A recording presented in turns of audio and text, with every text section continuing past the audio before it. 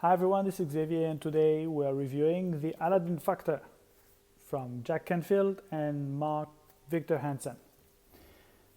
What did Aladdin ask the genie? Genie, I want. The whole book is about asking for what you want.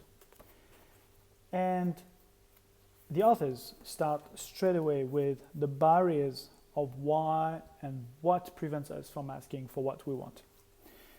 They identify 5 barriers of asking and they go in depth into every single one of them, between fear, ignorance, not knowing what to ask for, limiting beliefs, and all of these points. They're really going through each one of them in detail, very specifically, and explaining to us why we have these limiting beliefs, where they're coming from, and how we can eradicate them or overcome them. Then, in the book, the opposite side of the what prevents us from asking, what we're looking for, or what we want to have, is the characteristics of the people who are good at asking for what they want. And they have identified 7 characteristics. They go through them one by one. The first one, and maybe the most important one, the people, or they call it the masters of the lamp, actually do know what they want and they go for it. Fear is a very important barrier in how we are not asking for what we want. And there's an entire chapter written about fear and how to conquer that fear. The fear of failing, obviously, the fear of not being adequate, the fear of the response, the fear of judgment, all of it. They're going through in depth for a large number of pages, actually, just to really help the reader overcome their fear. Then comes part 3. And part 3 is, after all the barriers and what the characteristics of the people who are good at asking for what they want, they go into how to ask, the skills, who to ask, which is very important. I still have people coming to me and asking me for things that they would like, and I'm not the right person to ask that because I cannot give it to them. And what to ask for. Now, there's obviously something very important to take into consideration, is that, first of all, be careful what you ask for. And if you remember in the Disney movie Aladdin, Aladdin was asking actually to be a prince.